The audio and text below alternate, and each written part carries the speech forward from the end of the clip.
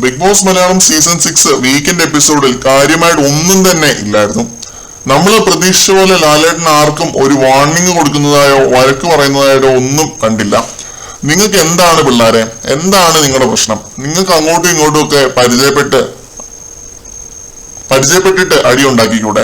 എന്തിനാണ് വെറുതെ ഓരോരുത്തരുടെ മെക്കിട്ട് കയറാൻ നടക്കുന്നത്? ഇതാണോ ഒരു വീട്?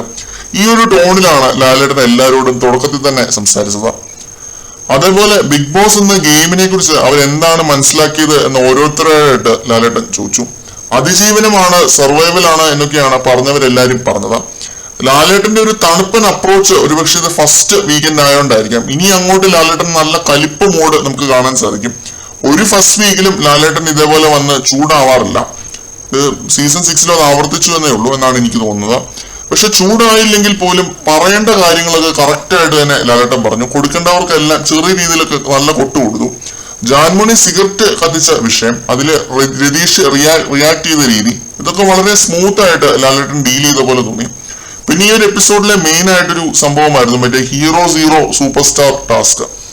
പ്രേക്ഷകർ എങ്ങനെ ഓരോ കണ്ടസ്റ്റന്റിനെയും മനസ്സിലാക്കിയെന്ന് അവരെ തന്നെ പ്രെഡിക്ട് ചെയ്യണമായിരുന്നു. അതാണ് ആ ഒരു ടാസ്കിന്റെ മോട്ടീവ്. ഈ ഒരു ടാസ്ക് എനിക്ക് കിട്ടുകയായിരുന്നുവെങ്കിൽ ഞാൻ രണ്ട് രീതിയിൽ ചിന്തിച്ചേനെ. ഒന്ന്, സെൽഫ് റെസ്പെക്റ്റും കോൺഫിഡൻസും കാണിച്ച് പ്രേക്ഷകരുടെ മുന്നിൽ സ്വയം പൊങ്ങിയാവണം.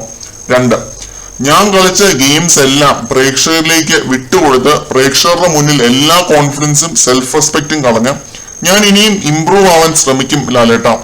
സീറോയിൽ നിന്നുമാണ് 10ഉം 100ഉം 1000ഉം 10,000ഉം ലക്ഷവും കോടികളും എല്ലാം ഉണ്ടാവുന്നത്. ആര്യഭട്ട സീറോ കണ്ടുപിടിച്ചില്ലായിരുന്നുവെങ്കിൽ ഈ നമ്പറുകൾ ഒന്നും ഉണ്ടാവില്ലായിരുന്നു ലാലേട്ട.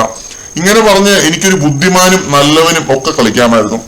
ഹൗസിലുള്ള 18 പേരും ആദ്യം പറഞ്ഞ ആ ഒരു സെൽഫ് റെസ്പെക്ട് സ്ട്രാറ്റജി വെച്ച് ഈ ടാസ്കിനെ അപ്രോച്ച് ചെയ്തപ്പോൾ ഒരു ക്ലീഷേ ബ്രേക്കിംഗ് എന്നൊക്കെ പറയുന്ന പോലെ എന്റെ രണ്ടാമത്തെ സ്ട്രാറ്റജി വെച്ച് ആരും എക്സ്പെക്ട് ചെയ്യാത്ത ഒരു നെയിം പ്ലേറ്റ് എടുത്തു വെച്ചത് നമ്മുടെ രതീഷ് കുമാറാണ്. ഞാനൊരു സീറോ ആണ് ലാലേട്ട എന്ന് രതീഷ് ഓപ്പൺ ആയിട്ട് പച്ചയ്ക്ക് പറഞ്ഞു. പക്ക ഗെയിം തന്നെയാണ് അത്. എല്ലാ കണക്കൂട്ടിലും നടത്തിയിട്ട് തന്നെയാണ് രതീഷ് സീറോ കാർഡ് എടുത്തിട്ട് കളിച്ചത്. രതീഷിന് അറിയാം വേറുള്ള എല്ലാവരും സ്വയം പൊങ്ങിത്തരം കാണിക്കും. അവിടെ എങ്ങനെ വേറിട്ട് നിൽക്കാം, എങ്ങനെ യുണീക്ക് ആവാം, എങ്ങനെ പ്രേക്ഷകരിലേക്ക് തന്റെ പേര് രജിസ്റ്റർ ആക്കാം, അതൊക്കെയാണ് ബിഗ് ബോസിൽ ഒരാൾ പയറ്റേണ്ട സ്ട്രാറ്റജീസ് എന്ന് പറയുന്നത്.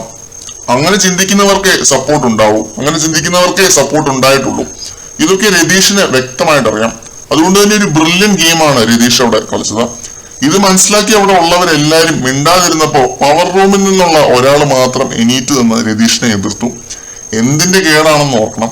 ഒരാൾ അവിടെ നിന്ന് ഞാൻ സീറോ ആണ് ലാലേട്ട എന്നിങ്ങനെ പറഞ്ഞിങ്ങനെ കുറ്റസമ്മതം നടത്തുന്ന പോലെ നിൽക്കുമ്പം വേറൊരാൾ എണീറ്റ് നിന്നിട്ട് അയാൾ ഹീറോ ആവാൻ വേണ്ടിയാണ് ഇതൊക്കെ കാട്ടിക്കൂട്ടിയത്, അയാൾ ഹീറോ ആണ് എന്ന് പറയുന്നു. ഇമാതിരി മണ്ടത്തരം കാണിക്കാനുള്ള ധൈര്യം അവിടെ ഉള്ളത് ആകെ ശ്രീരേഖ എന്ന് പറയുന്ന ഒരു കണ്ടസ്റ്റന്റിന് മാത്രമേ ഉള്ളൂ. രതീഷിന്റെ ഗെയിമിന് ഇങ്ങനെ ഹൈപ്പ് കൊടുത്ത് ശ്രീരേഖയ്ക്ക് എന്ത് ഗുണമാണ് ഉണ്ടാവുന്നത് എന്ന് എനിക്കറിയില്ല. അപ്പൊ അത്രയുമായിരുന്നു നമുക്ക് ആ ഒരു എപ്പിസോഡിനെ കുറിച്ച് പറയാനുണ്ടായിരുന്നത്. കാര്യമായിട്ട് ഒന്നും നടന്നില്ലായിരുന്നു ആ ഒരു എപ്പിസോഡിൽ. പിന്നെ ഒരു ഗെയിം കൊടുത്തിരുന്നു ലാലേട്ടൻ. ഇങ്ങനെ ഒരു കാർഡ് എടുത്ത് മൂക്കിന്റെയും ചുണ്ടിന്റെയും അറ്റത്ത് വെച്ച് അങ്ങനെ കളിക്കുന്ന ഒരു ഫിസിക്കൽ ടാസ്ക്. അതും എല്ലാവരും നല്ലപോലെ തന്നെ ചെയ്തു. അത്രേ ഉണ്ടായിരുന്നുള്ളൂ എപ്പിസോഡ്.